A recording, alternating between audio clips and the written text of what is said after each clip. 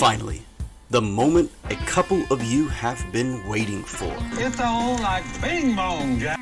Coming to you from an undisclosed location in Duval and St. Johns County.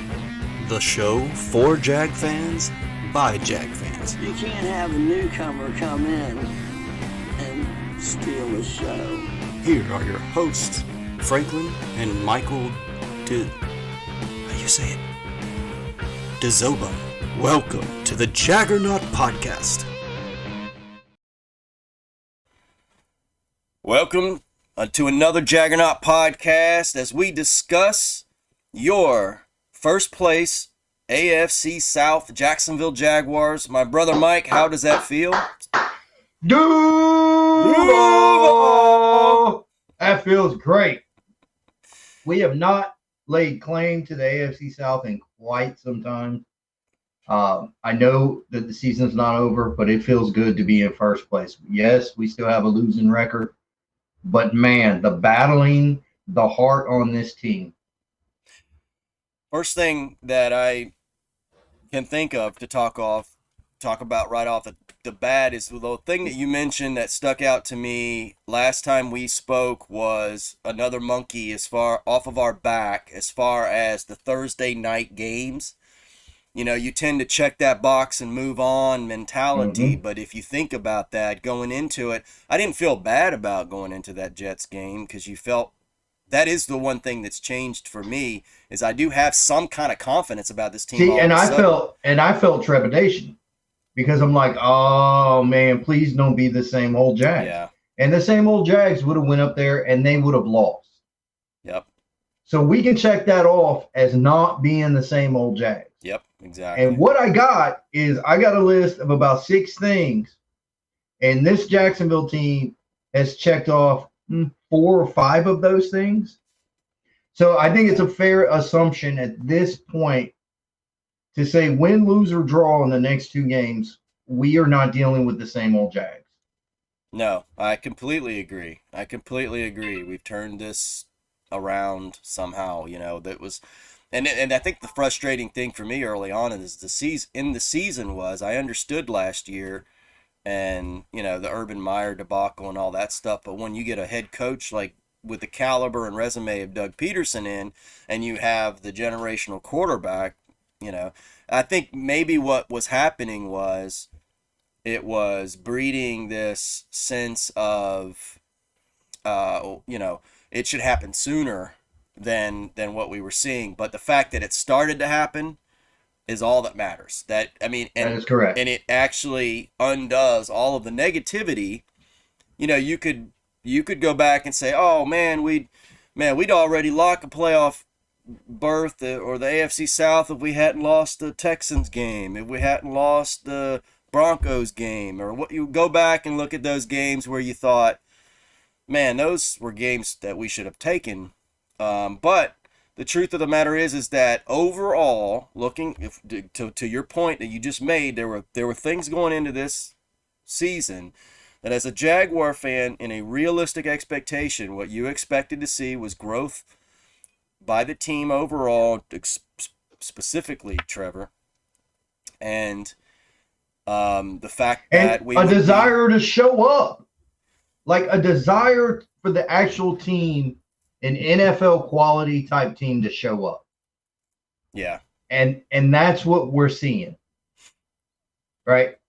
And here's another checkbox. They've checked this before, but here, you know that's going to be on the podcast, right? You are recording. I muted my mic. Oh, okay, cool. All right. I was like, wait, what? Anyway. Well, now that's going to be on the podcast. Yes, and that's fine. First series, Trevor fumbles. And it's like, oh, my God. Oh, man. Same old Jags. Please don't do it to me. Don't do it. And they didn't. No. They buckled down. They made up. The defense stopped the Jets, held them to a field goal. And then from that point forward, it was Jaguar, Jaguar, Jaguar, Jaguar, Jaguar. That, to me, was the most amazing part about that game. They had some adversity very early on. The defense backed them up. And then the defense and the offense played complementary football to the point to where the game was never really in doubt. No, it You could never you could was. clearly see which team was winning. Yeah. And that's what I asked for in the last podcast. I was like, they need to go in there, they need to get the lead, and they need to control this game. They did that. So that checks that box. That checks the Thursday night box.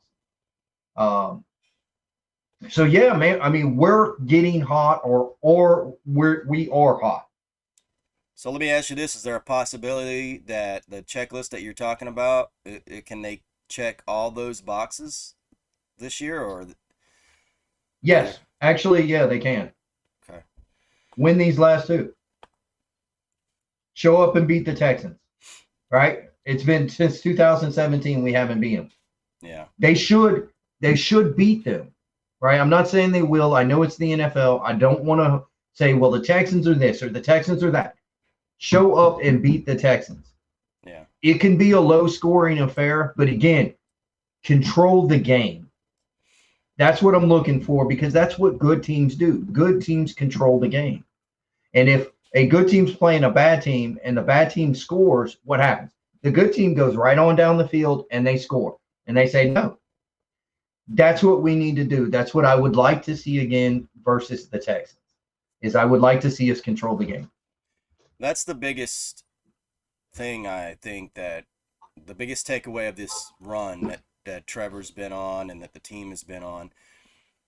Um, Touching back on the concept of me not having that trepidation like you had going into Thursday night, even when that fumble took place early on, I felt like we've been here before. This is like, I mean, was it the Dallas game? I forget. It seems like there's a number of games in this stretch where you go, oh crap, that's not what you needed to have happen to have a good Yeah. game take place, Um, but the team never you felt like going into the game, if it gets into the fourth quarter, you're like, man, they left time on the clock. It wasn't as if we're going, we're the Jags anymore. It was, they left Trevor time, and that's a mistake. And I'm like, oh my God, I'm thinking like this is how good fans feel. Like, we're able to do stuff now, and I felt like we're able to do it. Like, it doesn't matter that we fumbled to start the game. It doesn't matter that it's Thursday night. It doesn't matter that it's an away game. I still felt like, well, we blew the fact. I'm thinking strategically. I'm like, well, that kind of sucks because now they get the ball in the second half, and Right. you And that's what I'm know, thinking. I'm like, oh man, we lost a possession. yeah. I'm like, we needed that I possession. didn't think, well, there goes the game. I was like, I wonder how the defense is going to respond and whether it's going to take until the end of the first half to dig ourselves out of the hole. Now, on that, the defense. What did you think about the defense performance? I thought the defense played very well. I didn't really see a lot of blunders. I didn't see a lot of issues. In a game like this, I don't think it's fair to necessarily judge the defense. That's kind of where I'm heading. So truth be told, is in this game, Zach Wilson lost not only his job, but most likely his professional career.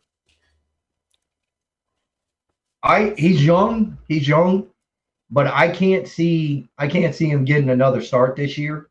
I can't see the Jets holding on to him. And if somebody is going to take a chance, they're going to bring him in as a developmental guy. What I saw the Jags handle him and his offense and the running game until they switched to the high school football. Once they went high school football on us, Tebow ball.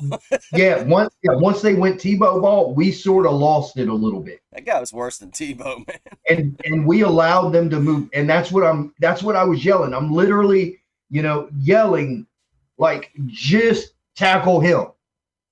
Put a guy close to his receivers and just keep him in the pocket. Don't let him run. And we would have waxed that ass. Again, I think they threw out a secondary, a third game plan option. It's like, well, we got nothing else. We're going to put this guy in there, and we didn't prepare for it. That's really shame on us because it's high school football. You should know better. But the quality, the caliber of the athlete is an NFL caliber guy. So that's what I will give them. But in honesty, I think at that point the game was already lost.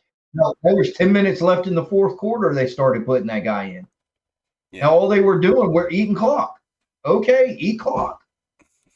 You're not doing anything. Go ahead. Yeah, the Zach Wilson thing is it had to be all the worse for him. The fact that it's Trevor Lawrence there, and the comparison's going to be made. He was never. It was never. I mean, there were people that said that. Yep. Oh, I'd rather have Zach Wilson than Trevor Lawrence. He's electric. He can make plays. That's what they said. He's got an arm. It's like, well, Trevor doesn't. I mean, I don't. What are you talking about? He can throw. That's the thing too, and I don't know if we touched on this, but the idea of throwing off platform, that was his big claim to fame. It's like, this is a guy that can throw off platform, and everybody's in love with that because of Mahomes. And I get it. Like, yeah, that's great, but you have to be able to be accurate when you do it. And offensive coordinators don't like that. I mean, they want a guy that knows technique, that has the proper form, that's not throwing. I mean, if Mahomes does it most of the time when he needs to, but sometimes even Mahomes, he's doing this stuff where he's like playing around too much, and I'm sure Andy Reid and the staff probably wishes he didn't do that. So if you got a young rookie, I don't think Mahomes' success really helps Zach Wilson, because it makes him think that this is how it's done. But you're not Mahomes. You haven't sat for a year. You don't have Andy Reid. So to that point though, I definitely wouldn't give up on the kid. The problem I do see is that it may be a scenario where he's got the maturity issues. He's going to have an ego issue add too. That into it.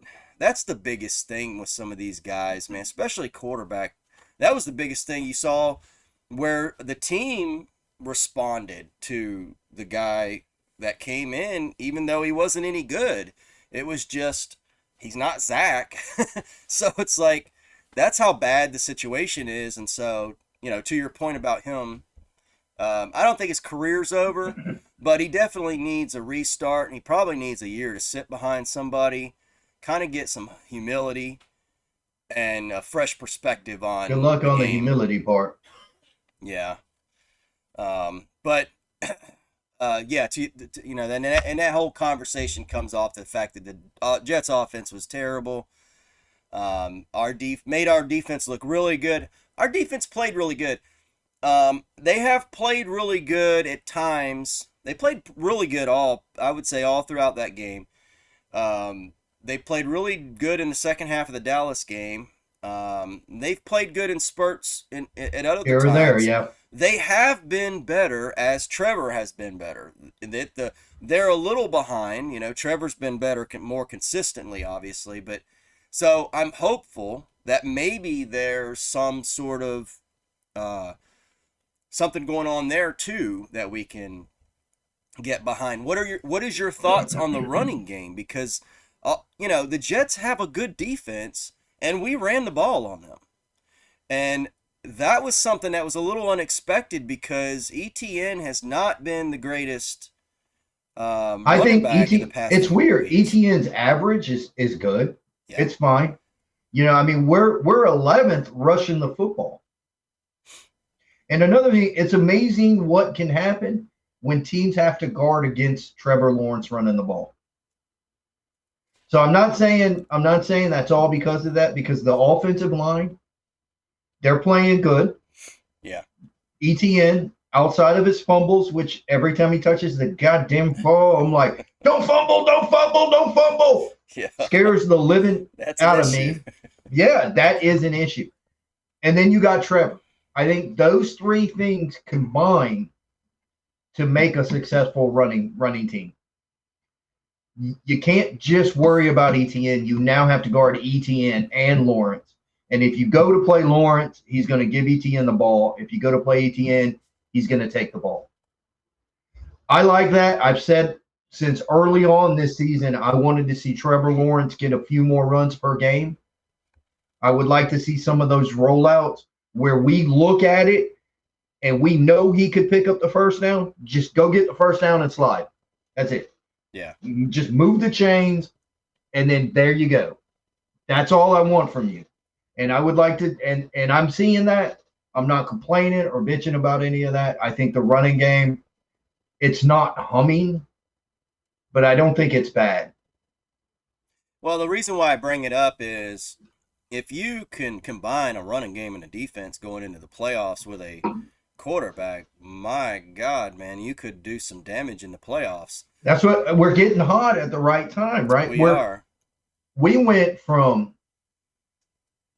barely losing to winning to really losing to getting destroyed by Detroit to winning games we shouldn't technically be winning because of the will of the offense. But then we started winning games because our defense was getting turnovers. Now we may be looking at a perfect storm of all three of those things where they're starting to come together and actually ball for their own side, if that makes sense. Yeah. The offense is balling for the offense. The defense, it didn't matter that Trevor fumbled. The Jets were not going to score a touchdown, and the defense made that so. Well, I think one of the hallmarks of the first half of the year was there seemed to be times that there were different complexions in each game. And I can't remember how each game broke down in this way, but I do remember thinking, "Oh man, if the receivers just like the Lions game, that was a game where it seemed like nobody could catch. Kirk could Yes, catch, but yep. he was being double covered a lot of times. Um, there were these games where it just seemed like there was always one portion of the football team that was consistently not functioning correctly. Now, what I think we're seeing is this thing called complementary football, where even though you may have that mistake that happens, the fumbles or the interceptions, you are stable because Agnew may get you and turn the field a bit. The defense won't be hot butter, you know. When you have that and you have that confidence, this is what football looks like. I mean, it you actually And that's can right. This achieve. is what we get when an actual NFL caliber team that believes in themselves, that believes in what they're doing, that has a common goal. This is what it looks like when they step on the field. So there's So talk. go Jags fans, live it up, like Yeah, it. no, that's true, man. We've been We waiting don't for know this when for we're a gonna get long it. Yeah. time. A long time. Um, So enjoy. there's talk about, and I think Doug Peterson was asked this today in the press conference on whether they would sit players, and he was like, "No." I wish he would have said, "Well, we'll sit them in the off season," you Right. know. But he That's what the basically off said season's that. He's for. like, "No, Right. this is a game we're gonna play." Um, meanwhile, All right. The Texans have ruled out Derrick Henry. Well, he's doubtful. And as Titans. most, I'm sorry, the Titans. The Titans have ruled out Derrick Henry, or basically put him as doubtful, along with a corner and a linebacker, I believe. A lot of people. I just saw the list a little while ago. So, so they're taking two different directions here. If I'm Doug Peterson, if I have somebody who I need and they're hurt, like I Yeah. don't know. Take Sheriff. I read today that Sheriff has like some nagging injuries or something. Right. Yeah. Yeah. Would Because you send him? he got hurt. I would. I would honestly contemplate sitting him this game. Um. Yeah. That's the proper way that you do that for sure. Is Uh. Trayvon Walker? If he's 100%, if he's not 100%, I sit him this game. Yeah. I like to see him back in there, but I I understand what agree, you're but you saying. don't want to rush him. And if you don't necessarily need him, don't. If you have lingering nasty kind of injuries where another week of rest could significant, like you got a guy who's a starter, and say if you play the game, he's playing at 86%. If you don't start him and let him rest, he'll be 96%, 97% when you go to play the Titans. Yeah. I say you rest that guy. So that's what I would do. I would not just try to manipulate my roster so that almost all of my starters are sitting. I would not do that. And I think that the complexion of the playoff race comes down to week 19. Is it 18. 19? Is it 18? I think it's 19. It's week 18. 18. Week 18. Sorry. Oh, good 18, math. 18 weeks, 17 games. Gotcha. Yeah, with a bye week. But the point is that it comes down to that matchup between the Titans and the Jags, and so you can see the strategy. I think unless the Titans are just that beat up, but to your point, maybe they've got all these players. They got players that are 60, 50, 60%. Yeah, you're not playing those guys, but like to your point, if you got an 86% guy, and maybe it appears they're not playing them, and they've got a lot of guys like that in anticipation for this matchup against the Right. Jags. But It I does prefer seem this method. I like the idea. Look, I don't want to put in our players' heads the idea of even thinking like that. all No, right. A this is week the off. next Right. game. This team beat us. We owe them. And I wouldn't care. It's like, because in my mind, the Titans are like, well, this is an NFC competitor. It doesn't matter. So let's, we'll err on the side of being healthy against the Jags. I kind of understand that. It's a strategic move, but for a team, honestly, it's an odd move for Vrabel. I don't expect, I wouldn't have expected that necessarily. Um, So I agree. I think they're benching players in preparation for the Jacksonville game because the Jacksonville game is all that matters. The problem when you do that though is you tend to lose momentum. yeah. You tend to lose a little bit of They didn't have focus. any momentum. Maybe that's the So point. Maybe they don't and have maybe momentum. It doesn't yeah. matter. So maybe to them it doesn't matter. But I think for a young team like us, Yeah. if you can go and you're close to 100%, you're going. And My only qualm, The Texans aren't exactly the healthiest bunch either, which tells you what a great job Lovie Smith is doing with them. To the fact yeah. that they took the Chiefs to overtime. I forget who did they. I can't remember who they beat last week. But they're coming Oh, the off a win. I Titans. think They who beat the Titans. they beat the Titans. They just beat the I don't Titans. know Yeah. why that doesn't. Right. Yeah. So Man, you're they're. all caught up in this Jag mania, man. You can't focus on I anything know. else. I know. It's beautiful. It's like.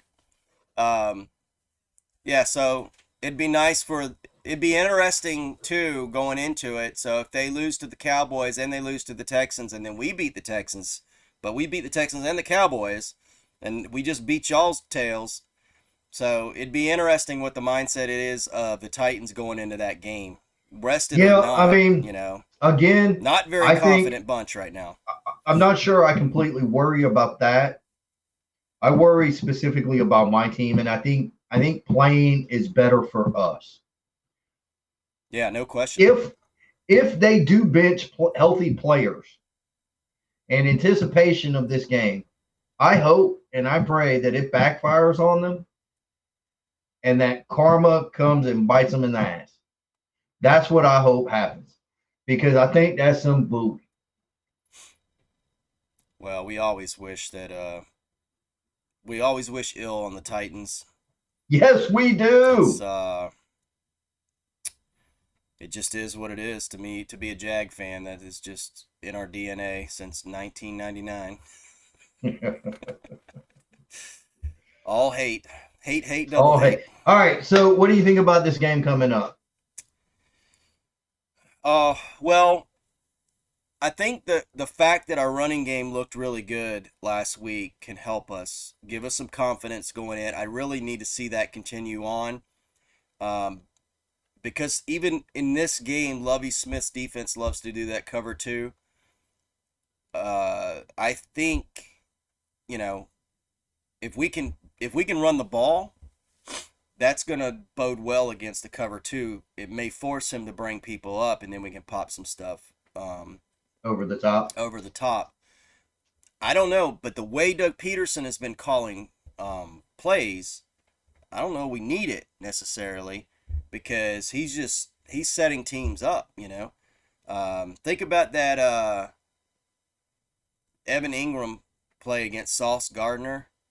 I mean, this all the mesh stuff and the different flat routes and the screens that they ran. I'm all for that stuff, and we'll probably end up having to do some of that stuff against the Texans. Stingley's out, so their best corner isn't in there. I mean, on paper, it feels like a a, a team that shouldn't really compete with us, to be honest with you. Now, in reality, though, you do worry about this because this is a team that, for some reason, they're Has our playing out of their number. minds Yeah. right now. Well, and they have our number. And yeah. And I'm trying to put that aside and just deal with it sterilely, not with my bias, and the fact that this isn't so. Thursday night was a monkey. So here's another box. Is this another box? I guess Yeah, this is needs to another be checked. monkey. Yeah. So let's check that box. Obviously, but yeah, I I feel confident though, man. I don't. I wouldn't say I'm not worried. I'm a Jags fan, but there's this energy with the team, and I don't feel like could we lose? Of course we could lose, but I don't feel like it'll be one of the. If we lose, it won't be one of those losses. It'll be something else. This is not a team. This does not feel like a team that I'm worried about as far as like getting up for the game, being ready for the game, preparing and understanding the game plan. I do worry about turnovers, and that would be probably the way that the Texans could beat us. I think. I don't think there's any And other that's way. how they beat us last time. Man, I don't know why his name's Damian Pierce. Damon I think Pierce. so. They're running back. He worries me because our defense has had issues stopping the run. So we need to make sure that we deal with this guy, and if we stop that guy, then the game is done. In my opinion, I don't see the quarterbacks aren't going to beat us. I don't believe. Now that we've got I think our secondary's playing a lot better. Now that we put Williams on the outside, Trey Herndon isn't back where he belongs. I mean, I don't think it's any coincidence that they made that change, and then all of a sudden the defense is looking more better and better ever since they made that change. I think that is a big time situation there. So yeah, this should be one of those games where we're favored, even though we're the away team. We are favored by what Vegas has us favored by 4.5 at least. Yeah.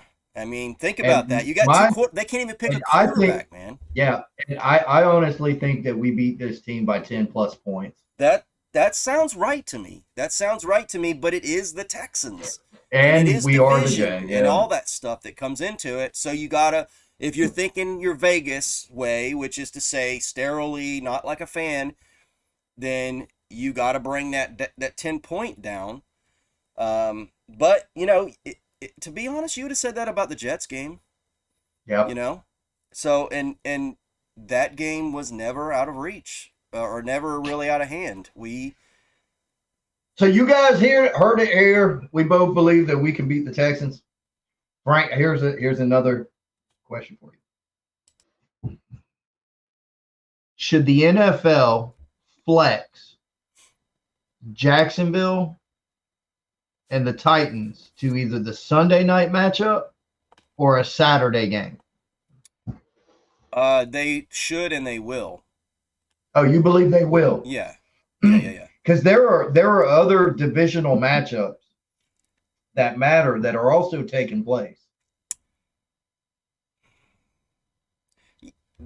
The only one I'm aware of is Detroit and Green Bay, I think which is a nice matchup. Don't get me right. wrong. I think So Pittsburgh's playing somebody. The Dolphins Patriots sounds right. So the NFL made a concerted effort to put some divisional games toward the back of the schedule, and this is the reap that they sowed.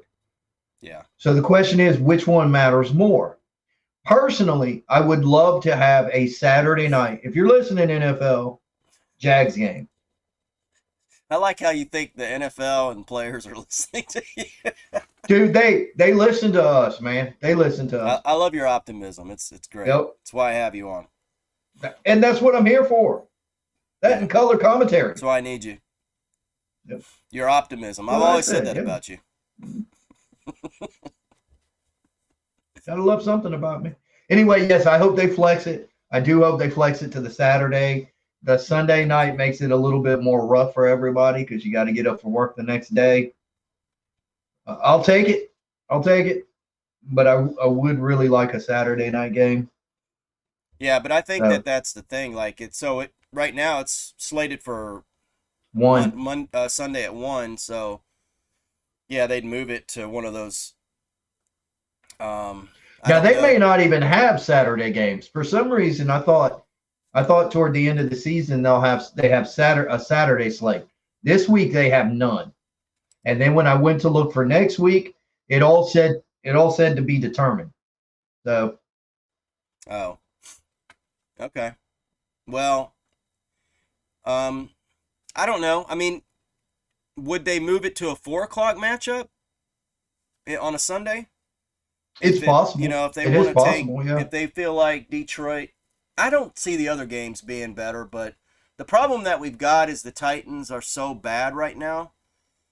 And, if we're being honest, there's a lot of hate out there for the Jags in regards to the population, that people don't really care about the Jags that much. And so the Titans Jags matchup to the nation, I could Right. see To the the NFL thinking that's not the greatest, even though it is a playoff matchup.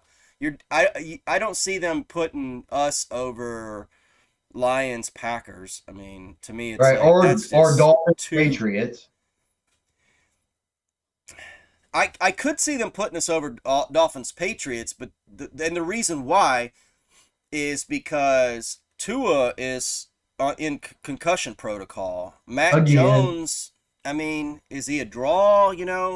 Are the Patriots Bradyless, Belichick? But the Patriots brand is there, and Miami Yeah, is sort of hottish. yeah, but to me, yeah, would I be surprised? No, but I would rank it in the order of saying the Packers, Lions, Jags, Titans, Packers, or Patriots, Dolphins. Dolphins. That's the way I would look at it, because again, the Dolphins have the same problem that, well, they're exactly the same problem now that I think about it, because you got Patrick Willis, or not Patrick, I forget his name now, the quarterback for the Titans, Willis. I forget his Yeah. first name. He's because Tannehill's gone, so Tua's Malik gone. Malik Willis. Malik Willis, there you go, and you got so there you got descending teams in the Dolphins and the Titans trying to hold on. Is that compelling? Kinda, but when you're talking about Tyreek Hill trying to get who's the backup for? I don't even know who the backup is for the Dolphins. For the Dolphins, I don't know either. So anyway, but yeah, so we'll see. When do they announce that? Do you know? It should be shortly after the Sunday After this night week? game. After the Sunday night game, maybe Monday or Tuesday at the latest. Okay. So we'll know where we stand and what game we play.